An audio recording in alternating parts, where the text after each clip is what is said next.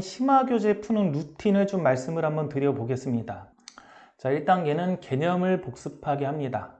그러니까 안 풀리는 문제가 있으면 그 안 풀리는 단원의 개념 강의를 다시 듣게 하든지 아니면 개념 교재를 다시 복습하게 하는 겁니다. 그러니까 개념 교재를 복습할 때는 개념 읽기도 해야 되지만 문제도 같이 풀어보면 좋아요. 혹은 예제 같은 경우에 풀이가 있는 경우가 있습니다. 문제집 중에. 그러면 예제하고 그 예제의 풀이를 읽으면서 개념을 다시 한번 복습을 합니다. 자, 이렇게 개념 교재까지 복습했는데도 안 풀린다. 안 풀리면 이제 개념은 됐는데도 안 풀리니까 2단계로 가는 거죠. 자, 2단계는 센수학 같은 유형별 교재를 다시 복습을 합니다.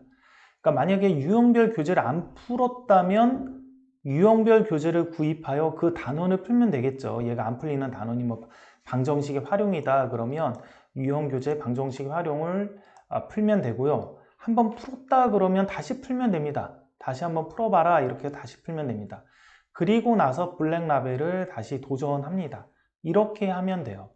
보통 최상위권 서울대 뭐 스카이 정도 들어가는 아이들이 공부할 때 다 이렇게 시킵니다. 보통 아이들 심화교재 같은 거 풀리는데 선생님 안 풀리는데요?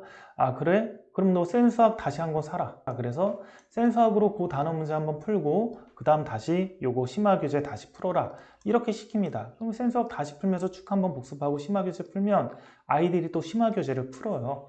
그래서 이렇게 하면 되고요. 이렇게 했는데도 안 풀리면 3단계로 가야 되죠. 자, 3단계 같은 경우는 학원으로 치면 질문을 하면 선생님이 간단한 실마리들을 알려주는 거죠. 힌트나 실마리들을 알려주고 여기서부터 네가 해봐라 이렇게 하는 거죠. 혹은 홍콩이다. 홍콩이면 자기가 혼자 해야 되니까 해설지를 지우개로 가리면서 한 줄씩 읽으면서 문제를 풀 힌트를 얻는 거죠. 자, 그래도 안 풀리면 이제 4단계로 가는 거죠. 4단계 같은 경우는 풀이 영상을 참고하거나 비대면 수업 같은 경우는 저희가 풀이 영상을 찍어 주거든요. 아이들이 지문하면 아니면 해설지를 독해하는 거죠. 해설지를 독해하는 게 좀 더 낫겠죠. 해설지를 독해하고 이해가 안 되면 이렇게 인강이나 그런 거에 도움을 받는 게 해설지 독해하면 비문학 독해 능력도 늘어나지만 수학 언어 독해 능력도 늘어나서 어쨌든 어려운 문제 해석하는 능력도 같이 늘어납니다. 자, 그래서 해설지를 독해하고 안 되면 풀이 영상을 보고 그런 다음에 이제 반드시 오답 노트에 풀이와 이 문제를 왜 틀렸는지 분석을 정리하고 풀이가 기억이 안 날 때 3번 이상 다시 풀면서 이거를 완벽하게 익혀야 되죠. 자, 풀이가 기억이 안 날 때 그 문제를 3번 이상 풀게 되면 암기를 떠나서 그 문제에 대한 어떤 풀이 혹은 개념 그런 것들이 체화가 됩니다. 암기하고 체화는 좀 다른 느낌이에요. 암기는 그 문제 보면 어떻게 했는지 풀이가 떠오르는 거고 체화는 그 문제를 마치 내 몸속에서 푸는 것 같이 나도 모르게 그냥 하나씩 풀게 되는데 정답이 딱 풀리는 그 상태를 체화라고 합니다.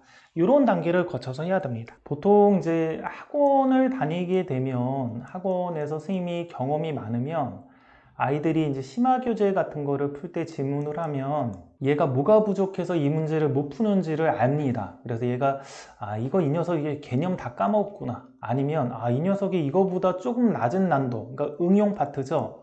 응용에 대한 학습이 제대로 안 돼서 이 문제를 못 푸는구나. 응용 부분이 좀 안 돼 있다라든지 아니면 그냥 얘가 전혀 어떤 방향성 자체를 못 잡고 있다라든지 이런 것들을 보게 되는 거죠. 그래서 보통 경험이 많은 선생님들은 아이가 이제 질문을 하면 얘가 개념이 부족해서 못 풀었다 그러면 개념을 좀 복습하게끔 이렇게 유도를 해주고요. 어디를 다시 한번 공부하고 풀어라. 또 이거 잘 몰라서 못 푸는 거야. 그 증명까지 다 이해한 다음에 다시 풀어. 아니면 얘가 좀 이 문제보다는 좀 더 난도가 낮은 것들에 대한 충분한 연습이 필요하다 그러면 야, 너 쌤 여기 이 파트 다시 풀고 다시 풀어.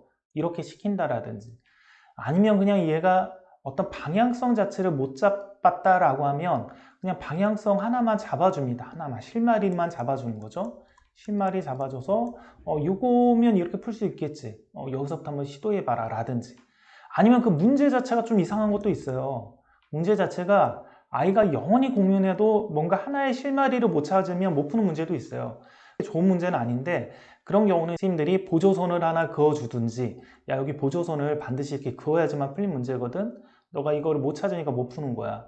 여기서부터 네가 해봐. 이런 식으로 뭔가 힌트를 주든지 그렇게 하는 거죠. 그래서 좀 경험이 많은 선생님들이 만약에 이제 지켜본다면 좀 더 이런 부분들에 대해서 어떤 이제 대책이나 그런 것들을 잘해줄 수 있지만, 만약에 혼공을 한다라면 이 절차를 거쳐서 공부를 하면 됩니다. 지금 이 절차 같은 경우는 중고등학교 저도 혼공을 했는데요. 혼공을 할 때 제가 공부했던 그 방식, 그 절차 그대로입니다. 자, 물론 저는 1하고 2단계가 좀 오래 걸렸죠. 해설을 보기 전 단계까지 굉장히 시간을 많이 투자를 했습니다. 아직도 기억에 남는 게 정석 연습 문제 기준으로 항상 문제를 풀 때 세 문제에 1시간을 일단은 배정을 했어요. 그래서 만약에 정석 연습 문제가 20문제다. 20문제를 풀어야 된다. 그러면 이거는 6, 3, 18이니까 6시간에서 7시간 정도를 학습할 시간을 배정을 한 거죠, 일단. 20문제 풀면 한 6시간에서 7시간 필요할 수도 있겠구나. 자, 요거를 일단 시간을 배정을 하고 차분히 개념도 안 풀리면 개념도 복습하고, 그리고 유사 유형도 찾아보면서 부족한 부분을 일단 메꾸고 하나씩 하나씩 해봐야 되겠구나.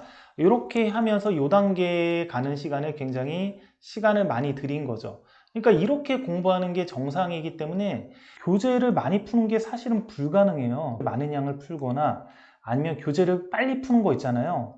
이런 게 어려운 난도로 가면 갈수록 이게 불가능한 게 정상이에요. 왜냐하면 이런 식으로 시간을 많이 투자하면서 공부를 해야 이렇게 공부하는 게 정석이기 때문에 불가능한 거죠. 이렇게 한번 공부하고 나면 뭐 다른 문제집 같은 건 다 풀리는 거죠. 왜냐하면 그 문제집을, 혹은 뭐 정석이면 정석, 뭐 블랙라벨이면 블랙라벨, 그거를 내가 공부하는 과정에서 뭔가 부족하다 싶을 때마다 개념도 다시 복습했지, 응용 문제도 다시 복습했기 때문에 결국 그 문제집 한 권을 푸는 과정에서 그 단원 혹은 그 내용에 대해서 완벽하게 학습이 되기 때문에 많은 양의 문제집을 안 풀어도 새로운 문제가 나오면 풀 수 있는 상태가 유지가 되는 거죠.